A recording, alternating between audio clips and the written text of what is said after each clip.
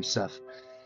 This is the glory of it. When you understand that, back to Paul, Jesus invoked the Son of Man in that moment. That was actually happening. When he was crucified, he rose to the Father. That was the ancient, that's the Son of Man rising to the Ancient of Days, to the Father. And that's the glory. That's like the place where you could actually go to when you, Michael Heiser goes into deep onto this, when you understand communion, or when you're seated with Christ in heavenly places, and you understand, he sets a table before you in the presence of your enemy, or when you're taking communion, when you understand there's a courtroom, or there's like a council, there's a place in that place where you're seated with Christ and you put your mind to, that is so glorious. That is so glorious. I'm thankful for my wife, Gina Nasser, for recording in this beautiful weather, but just the sun came down hard. But this, I think, was successful. If we did it right, you can pan over here real quick, baby. Let's just see here.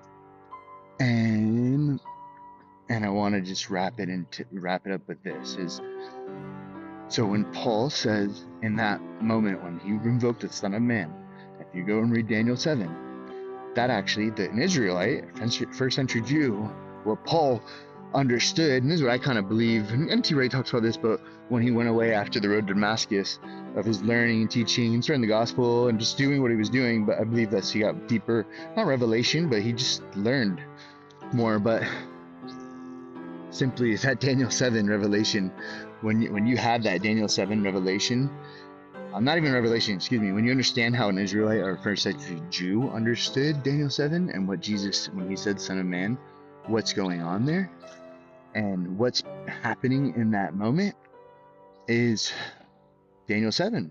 When he's seated amongst the beast, Son of Man gets the keys, the Ancient of Days, he goes up in the clouds, and that's all Jesus right there talking to the Pharisees. And then when he raises to the Father, that's the Son of Man going up to the Ancient of Days and on the clouds. So that's why we say he's seated on the throne. That's why it's called already but not yet. Theology. This is what Tim Mackey teaches. N.T. Wright teaches. G.K. Peele. This is first century Christianity.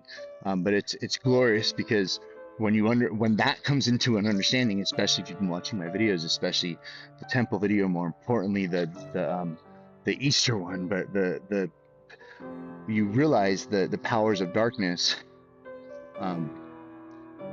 you understand it. And then even all this other whatever it's called, denominations, which again, it's crazy, man. Some of these denominations teach, oh, that's the rapture, and then they're gone. But there is rapture, yes, but it's like even the word rapture, we'll meet him in the air. Like, I'm not going to get into it specifically, but even